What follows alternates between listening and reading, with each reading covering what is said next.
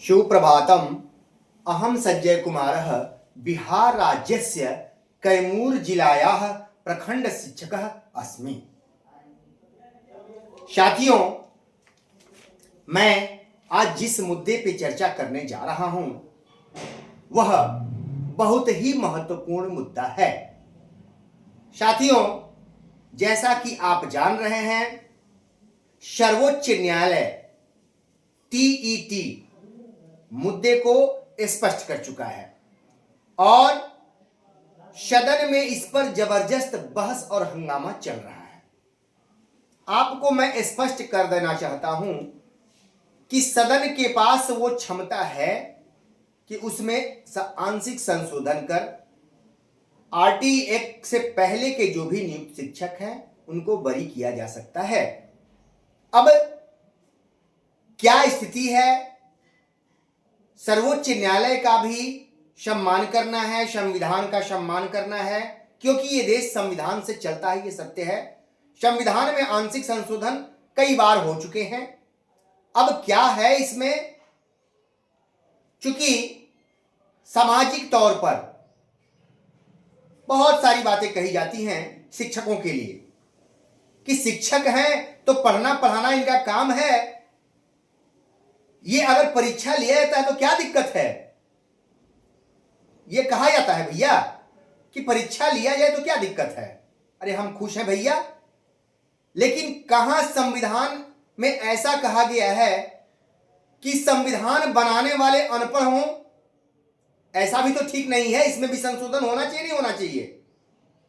क्योंकि एक शिक्षक बनता है तो उसको बनाने वाले, उस कानून को बनाने वाले, उस पर सिग्नेचर करने वाले क्या निरक्षर होने चाहिए? वो सही मायने में एक शिक्षक के लिए सही नियमावली बना सकते हैं। एक शिक्षक है जिसको जीवन भर पढ़ना चाहिए, ठीक है, मैं इस बात को स्वीकार कर रहा हूं, शिक्षक का काम ही है पढ़ना पढ़ाना। लेकिन क्या शिक्षक को जीवन भर परीक्षा देना ये कहीं संविधान में लिखा हुआ है?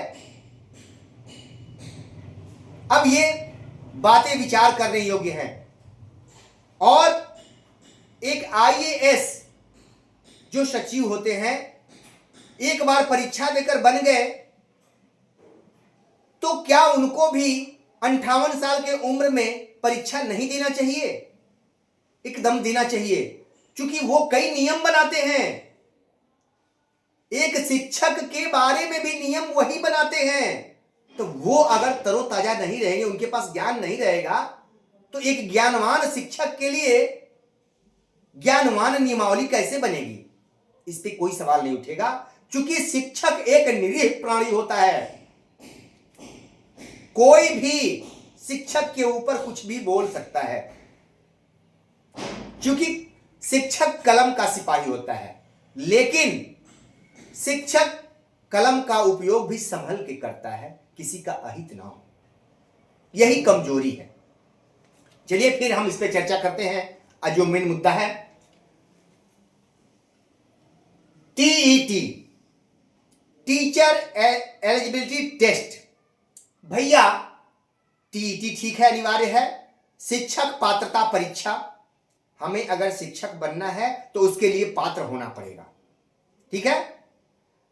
हम नई बहाली में जाएं तो हमारे लिए टीईटी अनिवार्य है। अगर हमारी बहाली 25 में होती है, 20 में हुई है, यानी 9 के बाद हुई है, तो बिना टीईटी के लोग नहीं आए हैं लगभग, ठीक है। तो वो तो ठीक है, पात्रता हासिल करके हम आए हैं। लेकिन उससे पूर्व पर यह नियम नहीं लागू होता है। 2001 से पहले के जो शिक्षक हैं उनके लिए नियम बना दिया गया, लेकिन 9 से पहले पर भी तो बनना चाहिए, ठीक है, वो भी मान लिया गया। तो कहने का मतलब है कि सूर्य ग्रहण और आंशिक सूर्य ग्रहण और पूर्ण सूर्य ग्रहण, आप जानते हैं इसके बारे में। पूर्ण सूर्य ग्रहण पूरे भारतवर्ष में कहां कहां लगा, आंशिक कहां लगा, कहां नहीं लगा। तो टीटी का ग्रहण, टीईटी का ग्रहण, ये ग्रहण टीटी का सूर्य ग्रहण, पूर्ण सूर्य ग्रहण, आंशिक ग्रहण, टीटी का पूर्ण ग्रहण और आंशिक ग्रहण।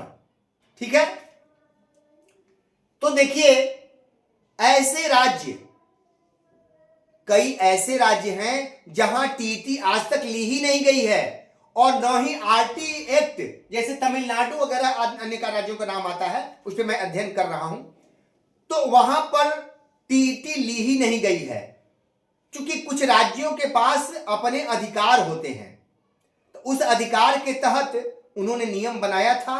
लेकिन जब केंद्र सरकार किसी चीज पर नियम बना दे तो फिर वहां राज्य सरकार का नियम निष्प्रभावी हो जाता है, क्योंकि वो पूरे देश पे लागू होता है। तो वैसे राज्य जहां अभी तक टीटी नहीं लागू किया गया है, 9 के बाद 10 के बाद भी टीटी नहीं लागू किया गया और अपने पूर्व के नियम के आधार पर ही चला रहे हैं, ठीक है, तो वहां दिक्कत है। उन राज्यों में टीटी हर हाल में उनको कराना होगा, चाहे वो नौकरी में बने रहने के लिए या प्रमोशन के लिए। ठीक है, प्रमोशन, अब अगर प्रमोशन पाना है तो टीटी आपको होना होगा। तो जहां ऐसे नियम है जहां टीटी नहीं ली गई है, वहां के लिए पूर्ण समस्या है, पूर्ण ग्रहण है।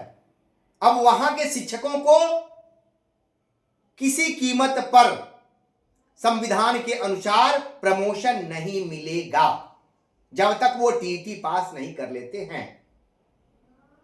अर्थात टीटी करवाइए या टीटी के समतुल्य, आप उसका नाम अलग दे सकते हैं। ठीक है, जैसे दक्षता, बिहार में दक्षता नाम दिया गया, ठीक है, बिहार में ये दक्षता है, ये आरटी एक्ट के अनुरूप बना करके और लिया गया है, इसलिए दक्षता पास उनको नहीं देना है। लेकिन आप ये भी जानते हैं कि दक्षता आप किए हैं, अब उसमें गेंद जो है सरकार के पाले में है, मामला न्यायालय में जा सकता है।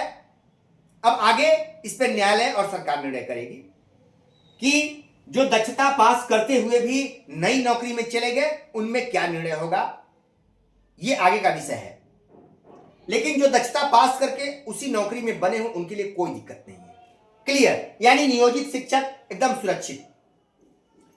दूसरी चीज है, बिहार और उत्तर प्रदेश आदि ऐसे राज्य हैं जहां टीटी को लागू कर दिया गया, टीटी ली गई है 11 के बाद, हमेशा टीटी ली गई है, बिना टीटी के यहां बहाली अब नहीं होती है। तो जो टीटी किए हैं उनके लिए सोचना ही नहीं है, जो नहीं किए हैं टीटी उनके लिए समस्या है।